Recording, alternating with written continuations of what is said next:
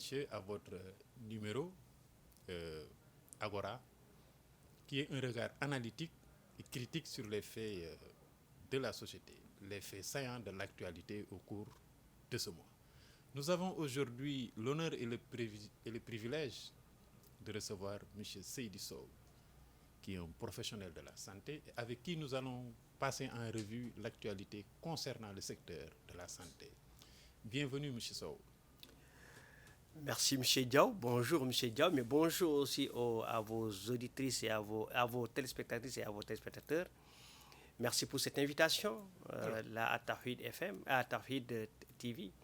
Alors, M. Sow, apparemment, Seydi Sow, c'est deux noms, un prénom, un nom ou deux noms à la fois, parce que ça ne court pas les roues. Oui, c'est vrai. Vous savez, il y a une légère compréhension dans ce nom. Simplement parce que nos parents de la Casamance, généralement, surtout les Mandingues, ont fait de ce nom un nom de famille, Seydi. Alors que ce nom vient de l'arabe. C'est Saïd, qui veut dire monsieur en arabe. Et madame signifie Seydatou. Alors que quand vous voyez, on a appris Seydou, qui devait être traduit par Seydatou en arabe. Ce Seydou est devenu un nom, un prénom, et le Seydi est devenu un nom de famille. Mais ça, c'est un problème de compréhension. De compréhension. Alors, monsieur Seydou, vous avez occupé toutes les fonctions. Vous avez occupé toutes les chaînes de la fonction soignante ici au Sénégal. Et cerise sur le gâteau, vous avez été un proche conseiller du ministre de la Santé et de l'Action sociale à l'époque, Issa Mbaye Samb, paix à son âme. C'est vrai que vous avez été infirmier chef de poste, vous avez été superviseur aussi, mais vous avez été aussi surveillant général, chef de service de soins. En fait, comme je l'ai dit tout à l'heure, conseiller du ministre Feu Issa Mbaye Samb. L'actualité dans le secteur de la judiciaire est marquée au cours de ces 2 derniers mois par des faits qui ont meurtri l'opinion. Il s'agit du décès de la dame Astou Sokhna à Louga et de l'incendie qui a causé la mort de 11 bébés à Tivaouane. Concrètement, en tant que professionnel de la santé, ces faits malheureux résultent-ils d'une défaillance du système ou bien d'un équipement défectueux? Merci, M. Diaw. Merci de m'interpeller sur ces questions qui m'ont violenté, il faut le dire, qui m'ont bouleversé au plus profond de moi-même. Parce que je pense qu'aucun agent de santé ne peut entendre ces drames sans sentir en lui une meurtrissure. Parce qu'après tout, nous sommes des soignants.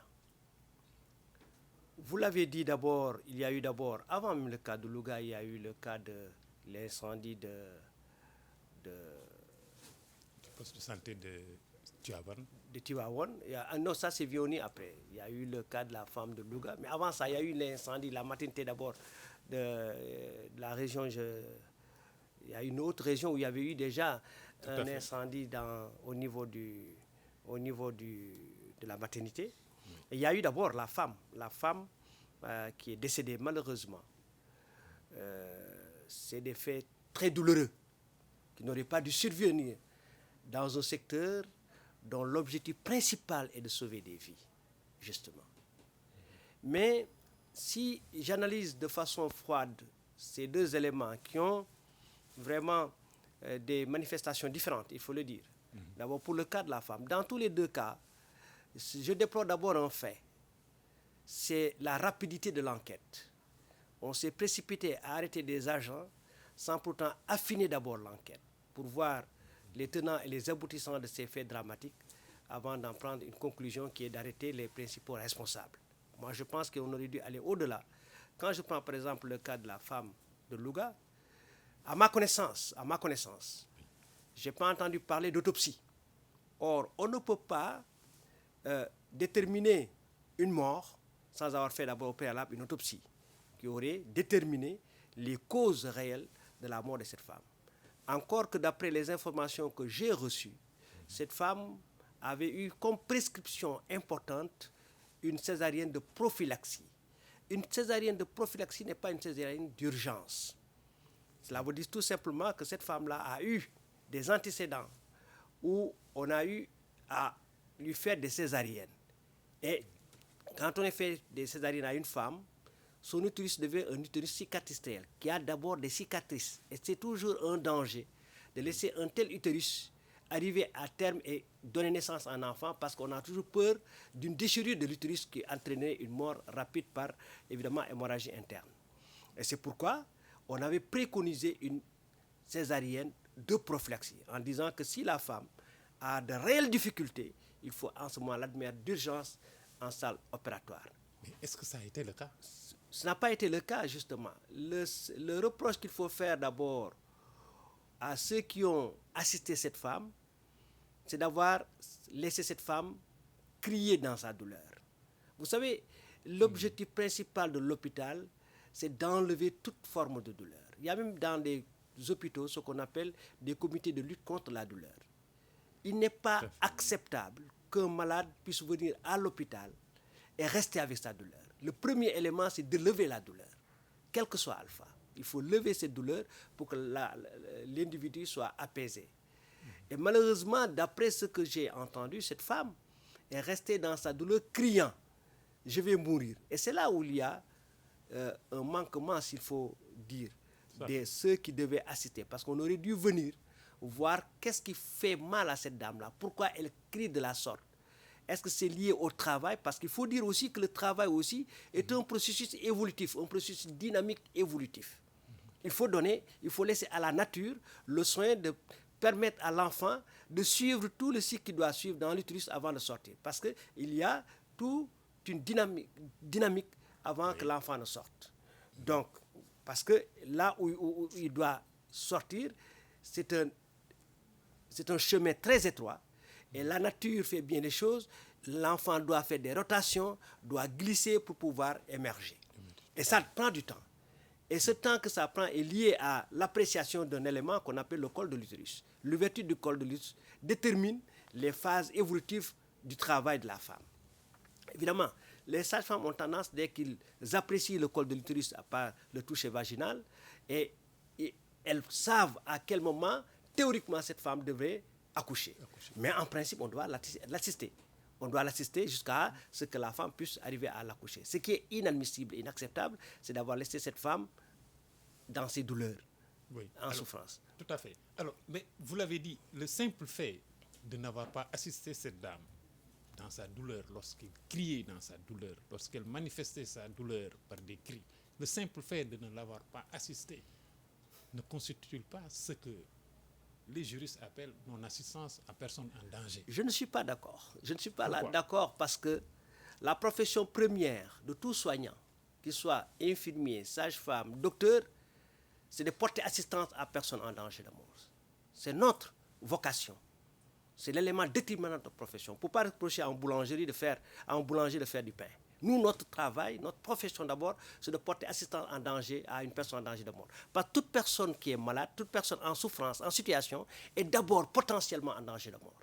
Donc dès que nous nous revêtons de la blouse, nous sommes en action pour porter assistance à une personne en danger de mort. Ce qu'on peut reprocher à ces femmes-là, c'est une négligence dans le travail. On peut leur reprocher une négligence. Ce qu'on peut leur reprocher, c'est un manquement dans leur responsabilité, dans leur fonction. Ce qu'on peut leur reprocher, c'est peut-être une incompétence dans leur profession, mais pas une non-assistance en personne en danger, parce qu'ils étaient déjà dans la situation de porter assistance à une personne en danger de mort. C'est pourquoi je n'ai pas compris ce jugement de porter assistance. On aurait pu dire négligence, faute professionnelle, déontologique, je suis d'accord, faute professionnelle, déontologique, négligence, ça existe dans les sanctions, ça existe dans nos manquements. Quand vous allez voir les devoirs, les obligations et devoirs de l'infirmier ou de la sage-femme, vous verrez que ça existe de faute professionnelle, ça existe de négligence, ça existe d'incompétence, ça existe de divulgation du secret professionnel, mais non-assistance en personne en danger, c'est un élément qu'on ne peut pas reprocher à un agent de santé, parce que c'est ça sa vocation, c'est ça son objectif principal. Alors, est-ce qu'il ne faudrait pas, alors dans ce cas précis, pointer du doigt la formation académique?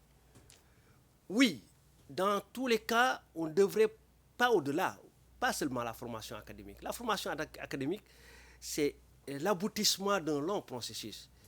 La formation académique est le miroir d'un système de santé. quand on forme quelqu'un, on le forme sur des valeurs culturelles, sur une base culturelle, sociologique. Et cette formation ne peut être que la résultante de cette base sociologique et cette base culturelle. C'est pourquoi la formation, c'est au bout de la chaîne. Mais d'abord, le système lui-même, qui pose problème. Il faut le dire, il faut avoir l'honnêteté et le courage de le dire, le système de santé au Sénégal pose problème. Alors, avant d'en venir à la question du système, il y a un autre cas, celui de l'incendie. Voilà. Ici, à ce niveau, vous allez voir, à ce niveau, oui, on peut reprocher à ceux qui avaient en charge la surveillance de cette couveuse de non-assistance en personne en danger de mort. Fondamentalement. Pourquoi? Parce que simplement, j'ai beau écouter, j'ai beau voir toutes les informations, ressasser toutes les informations, j'ai nullement vu où il y a un agent de santé qui s'est brûlé, qui s'est blessé, qui a eu problème au cours de l'intervention avec ces 11 bébés qui sont décédés. Au contraire, ce qu'on nous dit, c'est que eux tous, ils ont pris la fuite. Ce qui ne devait pas être. Je vous raconte une histoire qui s'est déroulée à l'hôpital de Saint-Louis. Nous étions en train de faire une intervention chirurgicale sur une personne. On ferait une laparotomie d'investigation. On a ouvert le ventre de ce monsieur et on était en train de voir. Malheureusement, il y avait un problème avec la centrale d'oxygène parce que vous savez qu'on ne doit pas amener des bouteilles d'oxygène à l'intérieur des salles. Mais comme on avait un problème avec la centrale d'oxygène, il fallait intuber, il fallait ventiler avec l'anesthésie générale, on était obligé d'amener une bouteille d'oxygène à l'intérieur de la salle. Et en cours d'intervention, la bouteille a explosé. Mais tous ceux qui étaient dans la salle opératoire ont pris la fuite, sauf l'anesthésie réanimateur et le chirurgien. Ce sont les seuls qui ont gardé leur sang-froid et qui sont restés. Parce que c'est ça la vocation. Parce que là où les autres ont eu le réflexe naturel de sauver, eux, ils sont restés. Parce qu'ils savent que s'ils partaient, le malade allait mourir. Sauver ou périr, la devise des pompiers n'appartient pas seulement aux pompiers, ça appartient aussi en partie aux agents de santé. Nous devions, à ceux qui ont la fonction soignante, nous devions avoir toujours à l'esprit que parfois il peut arriver que nous puissions laisser quelque chose de nous-mêmes dans cette volonté de sauver la personne. Donc, ce que je reproche, entre guillemets, à ces sages-femmes, c'est d'avoir suivi leur instinct naturel, qui est de fuir le feu, n'avoir pas tout fait pour pouvoir sauver des enfants qui n'avaient même pas la possibilité de crier. Parce que ces enfants-là n'ont même pas la possibilité de crier au secours. Ils n'ont même pas la possibilité de crier au secours. Donc, c'est vraiment terrible, atroce, que tout le monde se soit enfui. Je n'ai vu qu'une personne qui était, il me semble, un visiteur de l'hôpital ou un accompagnateur, qui est venu pour pouvoir sauver ces enfants-là et qui s'est battu avec le feu. Mais les agents de santé, les sages-femmes, tous ceux qui gravitaient, les infirmiers, tous ceux qui gravitaient autour de cette unité néonatologique auraient dû s'investir dans le sauvetage de ces enfants-là. On aurait dû entendre aujourd'hui qu'il y a eu une sage-femme, un infirmier, un médecin qui s'est blessé dans le feu. Et cela nous aurait rassurés. Ça aurait montré que ces gens-là ont veillé sur leur vocation, ont veillé sur leurs obligations et sont partis jusqu'au bout de leur service. Là, ces gens-là, non, on peut leur reprocher de non-assistance à personne en danger, ce qui n'est pas le cas des autres.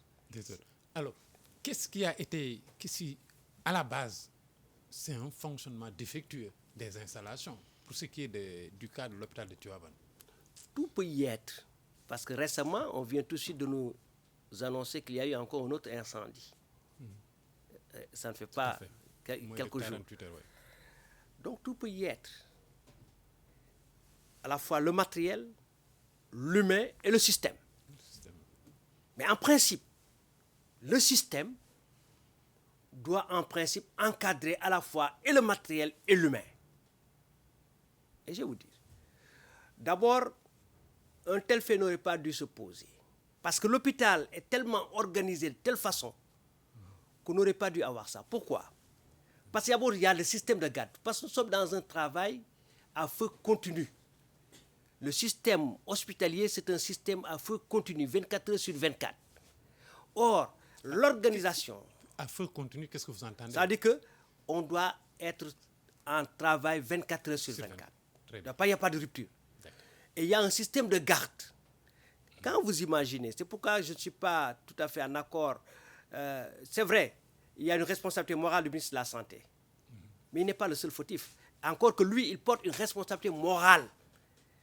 Mais ceux qui portent réellement la responsabilité sont dans l'hôpital.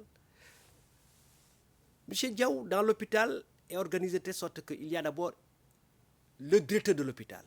Il doit veiller à revoir toutes les unités, toutes les salles d'hospitalisation, tous les services hospitaliers, au moins une fois dans le mois, pour voir ce qui va et ce qui ne va pas. Et ce n'est pas lui seul qui doit le faire. Il doit le faire avec le service de la maintenance, il doit le faire avec le service de l'hygiène, il doit le faire avec tout un ensemble de services techniques où il doit passer dans chaque service pour voir qu'est-ce qui va et qu'est-ce qui ne va pas.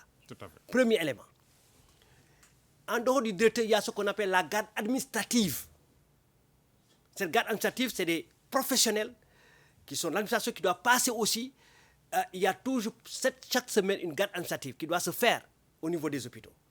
Ces gens-là, c'est de la haute responsabilité. Ils sont des responsables de l'hôpital. Ils doivent passer pour voir qu'est-ce qui va, qu'est-ce qui ne va pas. Surtout la nuit, pour voir est-ce que le système de garde est en place.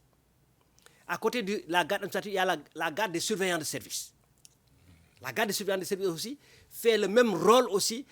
Chaque nuit, il y a un surveillant de service qui est en garde, qui doit passer au niveau de tous les services pour voir est-ce que la garde est en place, est-ce qu'il n'y a rien d'anormal. À côté de la garde, les surveillants de garde, il y a la garde de la commission médicale, le président de la commission médicale. Il doit mettre en place une garde, le président de la commission médicale, parce qu'il doit assurer le rôle médical de l'hôpital. À côté de ça, il y a le major de service qui doit assurer une garde avant de partir. Il y a le chef de service qui doit aussi veiller à la garde.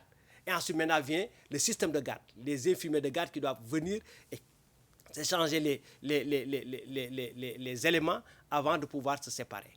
C'est très bien organisé. Même si vous prenez les équipes de garde, ils doivent se rencontrer au moins une demi-heure avant de partir pour pouvoir se passer les consignes avant que l'un ne parte. Mais est-ce que ces faits-là que vous êtes en train de lister, qui sont la caractéristique d'un bon système, ces faits-là, est-ce qu'ils sont réels? Ils ne sont pas réels. Mais il y a plus grave. C'est pourquoi je dis que le système est interpellé dans ses fondements. Il faut que nous revoyions le système.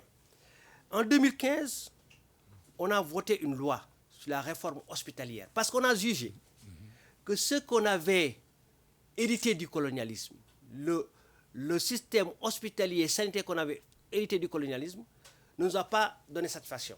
Personne n'était content. Ou en tout cas n'était pas adapté à notre contexte. Personne n'était content. Oui. Ni les usagers, ni les professionnels, encore moins les administrateurs. Il fallait donc changer. On s'est donné le luxe de faire ce qu'on appelle la réforme hospitalière sanctionnée par une loi. Mais le problème de cette réforme hospitalière, c'est qu'elle a oublié, elle a négligé un secteur clé dans notre système de santé. C'est le système soignant. C'est le secteur des infirmiers, le secteur des sages-femmes.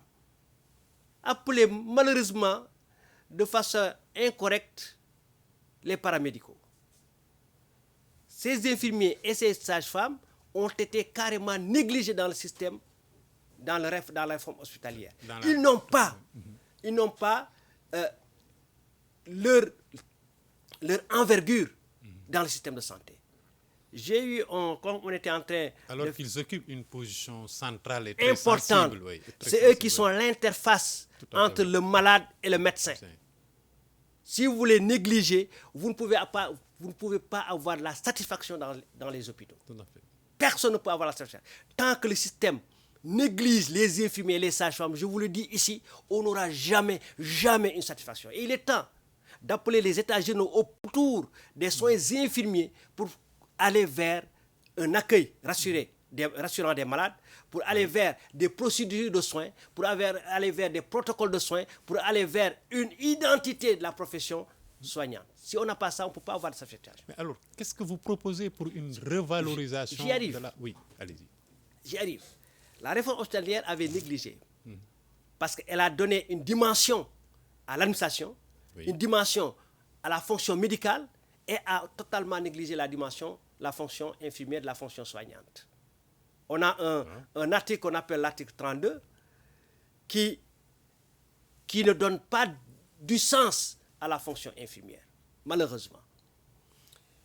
Or, quand vous veillez dans tous les hôpitaux modernes du monde, il y a d'abord une méthodologie de travail. Le médecin a une méthodologie de travail, l'administrateur a une méthodologie de travail. Chacun de nous doit avoir une méthodologie dans son travail. Or, la méthodologie de travail de l'infirmier s'appelle les modèles conceptualisés. C'est ce qu'on appelle les modèles conceptualisés des soins. C'est de montrer comment travaille un infirmier dans un hôpital. Pour amener à ce que l'infirmier puisse avoir son identification en tant que professionnel. Parce que vous savez que l'infirmier a deux fonctions. Il y a ce qu'on appelle la fonction déléguée. C'est le médecin qui lui dit faire ça, l'ingestion. C'est l'ingestion que vous voyez que nous faisions. C'est un médecin qui nous demande de faire une ingestion parce qu'il a fait une prescription et nous faisons cette ingestion-là. Mais à côté de ça, là, il y a une fonction qui nous est propre, c'est la fonction propre de l'infirmier. On n'attend pas le médecin et c'est à nous de faire cette fonction propre. Je donne un exemple. Quand vous avez un malade qui souffre de malnutrition, vous ne pouvez pas attendre que le médecin vous dise mettez-lui une alimentation parentale. Vous devez lui faire d'abord un gavage avant que le médecin ne parle. Ce gavage-là, vous ne pouvez pas attendre le médecin qui vous donne des éléments là-dessus. Vous prenez le pansement. Si vous prenez le pansement qui est une fonction appartenant éminemment à l'infirmier, vous ne pouvez pas attendre que le médecin vous dise faites-moi un tel pansement. Non, il appartient à l'infirmier de faire ce pansement. Si vous prenez par exemple le fait d'aller voir le malade, de discuter avec lui, de parler avec lui, vous ne pouvez pas attendre un médecin de vous dire de le faire. On a perdu des malades parce que tout simplement, devant un arrêt cardiaque, l'infirmier qui regarde est parti réveiller le médecin avant de venir. Le malade meurt parce qu'il n'a pas fait son rôle propre en tant qu'infirmier avant d'aller appeler le médecin. Il nous faut revenir à ça. Il nous faut revenir à mettre un accent. D'accueil. Un accent, je reviens sur l'accueil. Un accent sur la fonction infirmière d'abord. Il faut que les hôpitaux, les systèmes de santé reviennent et remettent un accent fort sur la fonction infirmière. Si on veut avoir vraiment la satisfaction. Parce que si on met un accent fort sur la fonction infirmière, qu'est-ce qu'on va avoir? On va avoir d'abord une identité propre de la profession infirmière. On saura qui est infirmier et qui n'est pas infirmier. Vous avez vu que l'infirmier sentant blessé, frustré, a tendance à imiter le médecin. Et s'il imite le médecin, il laisse sa fonction. Et ce sont les aides infirmiers qui vont faire sa fonction. On a vu un aide infirmier faire un certificat de mort. Parce que tout simplement, les gens sont partis faire autre chose. Donc il faut que chacun revienne à son rôle principal. Et pour ça, il faut que chacun, on lui donne de la valorisation. On le valorise dans sa fonction. Et il faut valoriser l'infirmier et la sage-femme. En le valorisant, en mettant d'abord une méthodologie de travail qui fait une traçabilité des soins, parce qu'on n'a pas de traçabilité des soins, on ne sait pas qui fait quoi. Vous voyez, chacun fait une ingestion intermédiaire, fait une croix. Il faut une traçabilité des soins. On sait qui a fait quoi, quand il l'a fait et comment il l'a fait. C'est ce qu'on appelle la traçabilité des soins. Il faut une responsabilisation.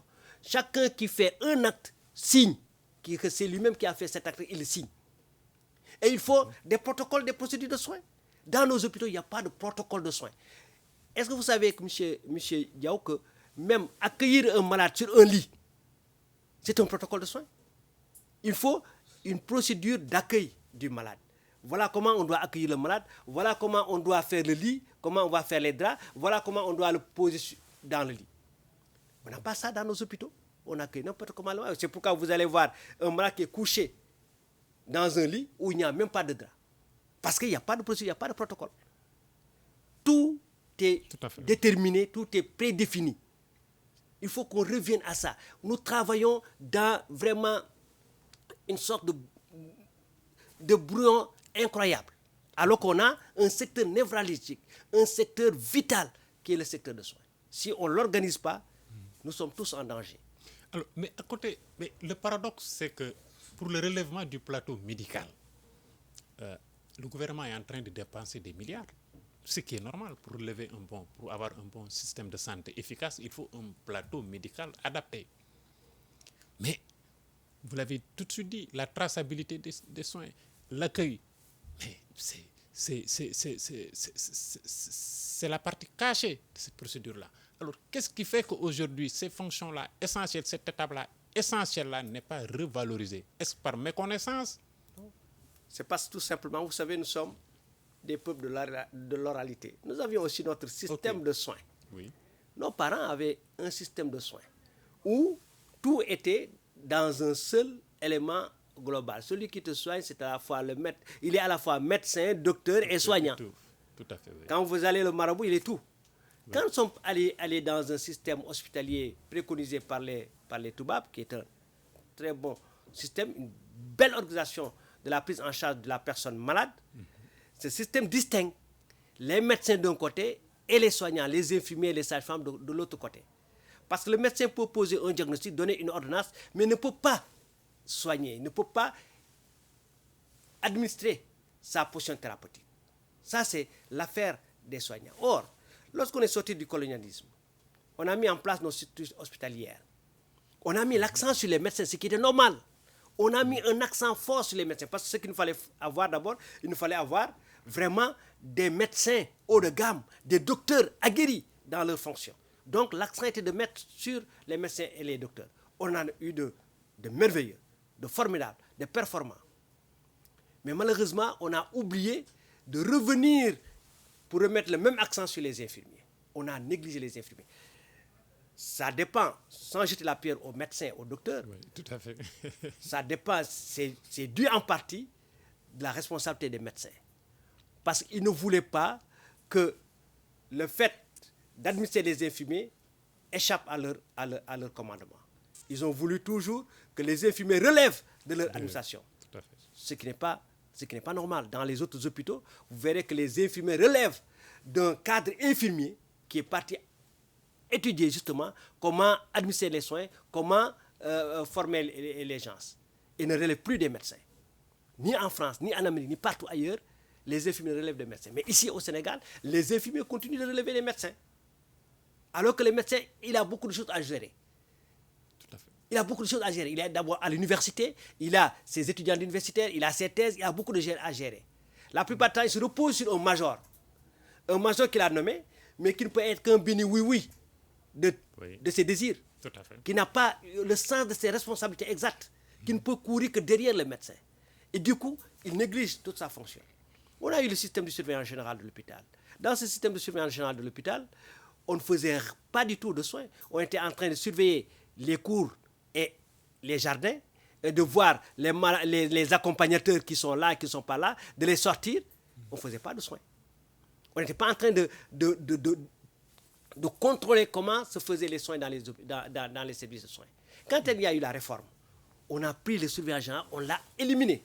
On a amené un chef de service des soins infirmiers. On a dit dans ses prérogatives, il doit être un administrateur des soins, il doit former les soins, il doit évaluer les soins. C'était formidable, machallah. Oui.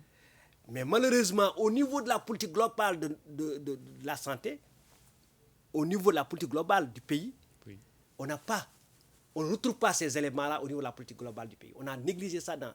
Si on avait dit, par exemple, le système de soins au Sénégal adopte la méthode conceptuelle de santé, tout le monde aurait. Vous allez voir, tous les projets de services des soins infirmiers ont dans le projet des modèles conceptuels, tous les projets. Mais aucun ne pratique ces modèles. Alors, mais alors, M. Sow, dans le système que vous proposez, est-ce qu'il faut fondamentalement faire le distinguo entre le médecin et ceux qui sont chargés de la fonction soignante? Chacun a un périmètre délimité d'activité et de responsabilité. Oui. Mais est-ce qu'il est toujours possible aujourd'hui de voir ce distinguo-là être respecté dans la pratique? Mais ce n'est pas respecté parce qu'on ne l'a pas. Parce qu'on n'a pas une politique qui permet cela. On n'a pas une démarche allant vers la distinction. Aujourd'hui, quand vous allez dans l'hôpital, tout le monde est en blouse blanche. Tout le monde est en blouse blanche. Oui. Y compris les garçons de salle, ils sont en blouse blanche. Oui. Et ça, c'est une première défaillance. C'est une première défaillance. La deuxième défaillance, c'est qu'aucun infirmier n'a une responsabilité avérée dans ce qu'il fait. Vous venez, vous avez un cahier de consigne. On vous dit, aujourd'hui, vous êtes de garde. malade X doit avoir une injection intramusculaire, malade Y doit avoir une intraveineuse, malade tel doit avoir des comprimés. Vous faites et vous cochez, vous allez à la salle de garde, vous restez là-bas. C'est fini, vous avez fait vos consultations. Ce n'est pas ça les soins. Et pire encore, souvent dans bien des cas, l'infirmier, ou en tout cas celui qui a la fonction soignante, est obligé de se référer au médecin. C'est ça aussi. Dans des cas d'urgence, ce qui pose problème. C'est une autre gravité. Je vous ai raconté ici qu'on a perdu beaucoup de personnes arrivées en arrêt cardiaque. Parce que tout simplement, ils sont obligés d'aller courir regarder le médecin avant qu'il ne vienne. Alors qu'ils avaient des gestes précis. En tant qu'infirmier à faire. Et d'urgence avant d'aller après le médecin. Mais c'est pourquoi j'ai dit qu'il nous faut refondre notre système de santé. Remettre l'accent à la fois sur les infirmiers et sur les médecins. Créer des périmètres de responsabilité à ces deux entités extrêmement importantes dans l'hôpital. Et permettre aux soins infirmiers d'avoir une culture infirmière dans les établissements de soins. Leur permettre d'avoir leur responsabilité, leur identité et de dérouler leur démarche propre en ayant la traçabilité, et ça nous permettra d'avoir. Parce que l'accueil du malade, c'est du domaine de l'infirmier. Même s'il y a un accueil médical, mais l'accueil d'abord, c'est l'infirmier qui est le premier en contact avec le malade. C'est lui qui accueille le malade, c'est lui qui l'installe, c'est lui qui l'écoute et qui transmet ses plaintes au médecin, qui dit au médecin voilà. Mais si le malade fait mal, si l'infirmier fait mal cet accueil-là, mais le malade n'est plus à l'aise, il ne peut plus, même devant le médecin, expliquer totalement ce qu'il a au fond de lui, ce qui lui fait mal, ce qu'il a amené ici. Et d'où l'urgence à faire des états, enfin, pas des états généraux parce que c'est tellement galvaudé, mais en tout cas de réfléchir en profondeur au niveau de la fonction infirmière, de la fonction soignante. Encore que là aussi, il faut, la paix n'est pas seulement à jeter au niveau du gouvernement, elle est à jeter au niveau des professionnels même, au niveau des infirmiers eux-mêmes, qui ne prennent pas en charge leur profession. Aujourd'hui, on a une association nationale avant d'avoir l'ordre, parce qu'on n'a pas encore, mais vous avez vu que même les sages-femmes peinent à mettre en place leur ordre. Encore qu'on a même là une loi qui est votée sur l'ordre des sages-femmes, mais elles peinent à mettre en place leur ordre. Nous, on a même pas, les infirmiers n'ont même pas d'ordre. On a une association nationale des infirmiers et qui est moribonde, qui ne fait pas, qui s'active quand il y a la journée de l'infirmier, qui passe presque inaperçu au niveau du Sénégal.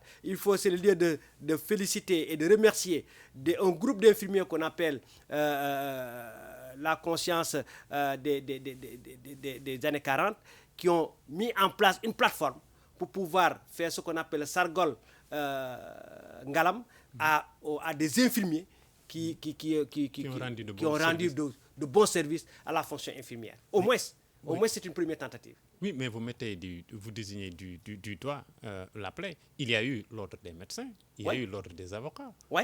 Alors, qu'est-ce qui fondamentalement bloque le fait qu'il Mais c'est parce que les infirmiers, les professionnels eux-mêmes ne s'investissent pas dans leur profession. Tout à fait. Si vous ne vous investissez pas, Dieu a dit quelque part dans le Coran, je ne change une société que lorsque les éléments composants de cette société ont voulu changer leur société. Personne ne changera les choses à notre place. C'est à nous de nous investir, de nous battre.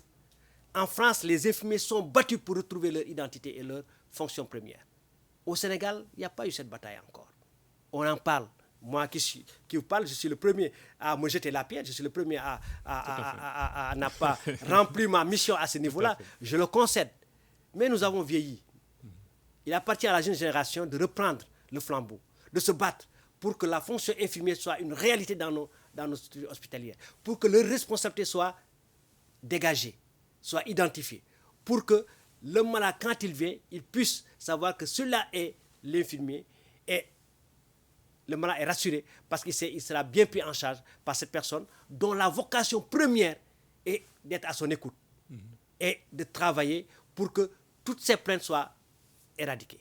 C'est ça la fonction de l'infirmier. Monsieur Sow, vous avez la santé au cœur et c'est ce qui explique que vous avez été meurtri, je dois dire même blessé, sur ces deux affaires qui ont fait la une des quotidiens. Lorsque infirmiers, sages-femmes ou aides-soignantes d'un côté comme de l'autre ont été mis sous mandat de dépôt. Concrètement, qu'est-ce qui vous a blessé dans cette procédure-là? La rapidité de la procédure. Hélas. La rapidité de la procédure. Moi, j'aurais voulu qu'au niveau de, par exemple, la sage-femme qui est décédée, Oui. qu'on l'on me dise que l'autopsie a révélé qu'elle est morte d'une rupture utérine. Ça n'a pas été le cas. Je n'ai pas entendu ça. Tu m'as dit, il n'y a pas eu une autopsie qui a Il n'y déterminé. a pas eu une autopsie qui a exacte. déterminé qu'il y a eu rupture utérine qui aurait pu avoir lieu et emporter la femme. Parce que c'est une utérus qui a subi déjà une césarienne. Mais moi, je l'ai entendu nulle part. On a arrêté, on a dit seulement parce qu'on ne l'a pas porté assistance. J'ai dit non. Allons au bout de nos enquêtes. Prenons le temps de faire l'enquête. D'accord. Faisons tous les éléments d'enquête pour que la prochaine fois, ça ne se passe pas. Parce que tout le monde sait que c'est ça qui a entraîné la mort de la femme. Ça, c'est le premier élément. Au niveau des enfants qui sont décédés atrocement, mettons l'enquête jusqu'au bout. Que l'on nous dise, voilà d'où est venu partir le court-circuit, ce qui a enflammé. Comment se fait-il que ces objets censés être ignifuges, ces objets censés être ignifuges, ont pris flamme d'un seul coup, comme s'il y avait de l'essence ou quelque chose qui a été arrosé sur ces gosses-là? Est-ce que le temps que ça a mis, si le temps a été mis, si les objets ne sont pas ignifiés, c'est que le feu a mis du temps. Comment se fait-il que le feu ayant mis du temps, près de plusieurs minutes, mettons 45 minutes à 1 heure de temps, avant de commencer à se propager, que personne ne soit revenu dans la salle pour voir l'état de ces enfants-là? C'est un point de... Mais c'est l'élément qui doit... C'est l'enquête qui doit déterminer ça. C'est l'élément qui doit... Est-ce qu'il y a les objets ont pris rapidement feu ou ils n'ont pas pris rapidement feu? D'où est parti le circuit? Ça, c'est l'élément technique de l'enquête qui doit déterminer ça. Avant que la responsabilité des infirmiers et des sages-femmes ne soit engagée. Ne soit imputée. Avant que cette responsabilité leur soit imputée. Leur soit imputée. C'est ça. C'est cette rapidité dans l'enquête, moi, qui me fait mal. Au-delà du fait que je suis déjà triste de faire des enfants qui n'ont même pas la possibilité de dire au secours, mourir de façon atroce. C'est ça, c'est terrible. Alors, est-ce la maintenance? Est-ce qu'il se pose un problème de maintenance des infrastructures, des équipements des infrastructures hospitalières? Puisque nous avons vu que nous avons un plateau médical quand même très relevé. Mais au-delà de ce plateau médical très relevé, est-ce qu'il ne se pose pas la question de la maintenance, purement et simplement? Autant j'ai été à l'aise dans la fonction infirmière, autant je ne le serai pas dans la question de la maintenance. Parce que c'est une question technique. Oui. Mais, quand même, je sais que, parce que étant un responsable d'un hôpital, qui est l'hôpital général de Grand Yoff, je sais qu'on a eu souvent des problèmes de maintenance. Ça, c'est vrai. Mais, on a de bons agents de maintenance. On a d'excellents agents de maintenance. Vraiment, qui veillent sur le grain. Mais, bon, on ne peut pas aussi s'empêcher de ne pas dire ce que traditionnellement nous disons nous autres Africains, ndogalu yalla la. Et c'est cette vision, c'est cette vision qu'on a sur les choses-là qui freine qu'il y ait vraiment un avancement dans les actes que nous posons, en tout cas pour faire progresser la santé. Ça va changer. Vous avez vu, parce que j'ai fait partie de ceux qui ont participé à la rédaction de la charte du malade. Lorsqu'on a terminé la rédaction de la charte du malade, beaucoup d'hôpitaux avaient des problèmes à afficher cette charte du malade. Parce que ces hôpitaux se disaient qu'on va avoir des procès. Une fois qu'on aura renseigné le malade sur ses droits au niveau de l'hôpital. Mais ça va changer. Parce que de plus en plus, vous allez voir que les malades qui ne sont pas satisfaits vont porter plainte. Parce que c'est ça l'évolution des mœurs. On va pas s'éloigner de notre condition humaine en disant que tout ce qui nous arrive, c'est par la volonté divine. Mais on se dira aussi qu'on accepte la volonté divine, mais on acceptera aussi de relever aussi la responsabilité qui appartient à celle de l'humain. Et cette responsabilité-là, on va la traduire en justice. Et je crois que c'est ce qui va se faire de plus en plus. Alors, nous allons aborder des toutes dernières questions. Qu'est-ce qu'il faut maintenant? Est-ce qu'il faut les états généraux de la santé ou bien il faut simplement la réforme du système de santé? Je vous donne l'expérience que j'ai eue. J'ai mis en pratique le modèle conceptualisé des soins à l'hôpital général de Grand Yoff. Nous avons été les seuls dans tout le Sénégal à avoir mis en pratique cela. Ce modèle conceptualisé, où il y avait une identité de l'infirmier, une responsabilité de l'infirmier, une traçabilité des soins. On a choisi un service dirigé par le docteur Aboubakry Diallo qui nous avait permis, parce que tous les autres avaient refusé, qui nous avait permis de mettre en expérimentation ce modèle conceptualisé des soins. Et on l'a mis en place. Mais nous avons buté d'abord sur l'acceptation médicale. Sur l'acceptation médicale. Déjà, le premier élément sur lequel il y a eu beaucoup de discussions, on ne va pas y revenir, c'est déjà le fait que nous posions nous-mêmes notre diagnostic. Parce qu'il y a un diagnostic infirmier à côté du diagnostic médical. Il remettait déjà en cause que l'infirmier puisse poser un diagnostic.